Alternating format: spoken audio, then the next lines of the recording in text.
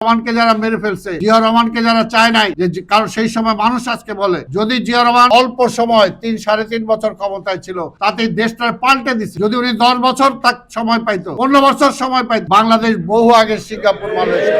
এটাই তো চায় না তারা, এই জিনিসটাই বুঝাইতে হবে। এটাই তারা জিয়া রহমানকে সেই সময় দিতে চায় না, এটাই তারা তারেক রহমানকে সেই সময় দিতে চায় না। কারণ তারেক রহমানের মাথায় সেগুলো আছে, জিয়া রহমানের মাথায় যা ছিল তারেক রহমানের মাথায় সেগুলো আছে। আমার কৃষি বিপ্লব করতে হবে, আমার বেকার সমস্যার সমাধান করতে হবে, আমার সাধারণ খেটে খাওয়া মানুষের জন্য রেশনিং এর ব্যবস্থা করতে হবে, আমার সাধারণ কৃষক তার উৎপাদিত দ্রব্য যাতে ন্যায্য মূল্য পায় এটা সিস্টেম আমাকে করতে হবে। এরকম সিন্ডিকেট করে যাতে আমার বাণিজ্যিক সিস্টেমকে, ব্যবসায়ী সিস্টেমকে লস করে দিতে না পারে সেটার জন্য আমাকে প্যারালাল ব্যবস্থা করে তুলতে হবে। সেই 30 তো মাথার মধ্যে আছে তারেক রহমানের। এই কারণে তারেক রহমানকে আসতে দেওয়া যাবে না, এই কারণে তারেক রহমানকে বাংলাদেশের ক্ষমতা আসতে দেওয়া যাবে না। অন্য কোনো কারণ না, কারণ একটাই, দেশের স্বার্থ। অর্থাৎ দেশ দাঁড়াবে এটা তো হইতে পারে না, তাহলে তারা তাদের বাজার হিসেবে ব্যবহার করতে পারবে না। আপনারা দেখছেন ফ্যাসিবাদের আমলে আমার যুবকরা চাকরি পায় না, অথচ তাদের এখান থেকে লোকজন এসে আমার এখানে ভাড়া খাইতে গেছে, টাকা নিয়ে গেছে, তাদের পর্যাপ্ত টাকা, অথচ আমার শিক্ষিত বেকারদের কোনো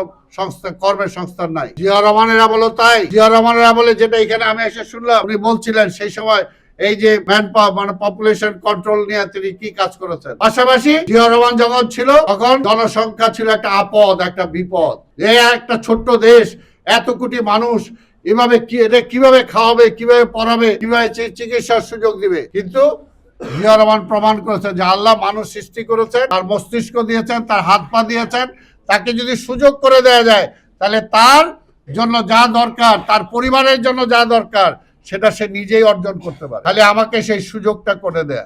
জিয়া রহমান সেই সুযোগ করে দিয়েছে, জাতীয়ভাবে সুযোগ করে দিয়েছিলেন, যেটা স্বাধীনতার পরে আওয়ামী লীগ সকল মিল ইন্ডাস্ট্রিগুলোকে জাতীয়করণের নামে দলীয়করণ করেছিল। দলীয়করণ করার পরে মিল ইন্ডাস্ট্রির নাট বল্টু পর্যন্ত বিক্রি করে খেয়ে ফেলেছে। অনেক জায়গায় পাটের কলগুলো আগুন দিয়ে জ্বালায় দিছে পার্শ্ববর্তী রাষ্ট্রের সুবিধার জন্য। সেই জায়গায় জিয়া রহমান আসার পরে প্রত্যেকটা বন্ধ হয়ে যায় মিল ইন্ডাস্ট্রি তিনি চালু করেছেন। যেখানে এক শিফট হইতো সেখানে 2 শিফট করেছেন। আদমজির মতো মিলে তিনি 3 শিফট চালু করেছিলেন, অর্থাৎ লোকাল কর্মসংস্থান করেছেন, কৃষিতে বাম্পার ফলন করেছেন। ব্যাংকগুলোকে বলেছেন যে আমি কিছু চাই না, 2 জন বা 3 জন কৃষক যদি একটা সমবায় গড়ে তুলে তাহলে তাকে আপনি লোন দিবেন। সেই লোন নিয়ে এসে সেই ডিপ টিউবওয়েল করে লোনের মধ্যে কিনে আনবে, এটা লাগাবে। কারণ নাইলে আগে জিয়া রহমান আসার আগে কি ছিল, আকাশের দিকে তাকায় থাকতে, কখন আল্লাহ মেঘ দিবে, কখন ধান রোপণ করবে। কিন্তু জিয়া রহমান এসে বলছে যে না, এদেরকে দাও, লোন দিয়ে দাও। লোন দিয়ে দেওয়ার পরে তারা নিচের এই যে পানি উত্তোলনের ব্যবস্থা করেছে, খাল খনন করেছেন, মৎস্যের মধ্যে বাম্পার ফলন করেছেন, গাছপালা লাগিয়েছেন, মুরগি পালন, এইসব পোল্ট্রি ব্যাপক ভাবে করেছেন। অর্থাৎ প্রত্যেকটা সেক্টরে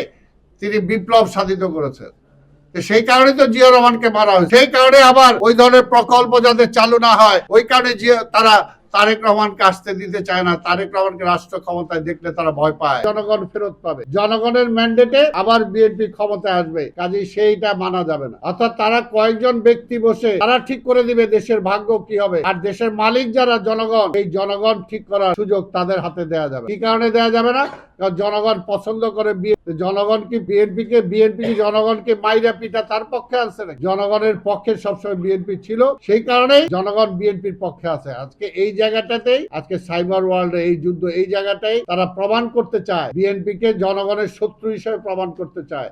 কিন্তু বিএনপি যে জনগণের বন্ধু, এটাই আপনাদেরকে প্রমাণ করতে হবে, এটাই আপনাদের প্রমাণ করতে হবে। এটি হলো লড়াই প্রত্যেকটা জায়গায়। আজকে যে জন্য বললাম, আজকে যে আপনাদের 31 দফা, যদি প্রত্যেকটা দফা আমি বলি কি চায় নাই বিএনপি আগেই বলে দিচ্ছে, সেগুলো যে যে সংস্কার করা দরকার সবকিছু বলা হচ্ছে। প্রধানমন্ত্রীর ক্ষমতা কমানোর কথা বিএনপি বলে দিচ্ছে, প্রধানমন্ত্রী কতদিন থাকবে সেটাও একটা নির্ধারণ বিএনপি করে দিচ্ছে। বিএনপি কি চায় না? এখন যতটুকু আলোচনা হয়েছে দীর্ঘ 9 মাস, বিএনপি যে আলোচনা, বিএনপি যে দফাগুলো দিচ্ছে তার বাইরে এক্সট্রা কি করতে পারছে এই সরকার? কিছুই করতে পারে। সেই কারণে বলবো, আপনাদের নিরলস পরিশ্রমের মধ্য দিয়ে, নিরলস যুদ্ধের মধ্য দিয়ে ফ্যাসিস্টকে আমরা এই দেশে তাড়াইতে সক্ষম হয়েছি। এখন আরেক ফ্যাসিস্ট অপেক্ষা করতে, তাদেরকে আমরা ফ্যাসিস্ট বলতে পারি যারা জোর করে চাপায় দিতে চায়, জনগণের ম্যান্ডেট নিতে চায় না, জনগণের ম্যান্ডেট ছাড়াই তারা চাপাই দিতে চায় পিআর সিস্টেম, অমুক সিস্টেম।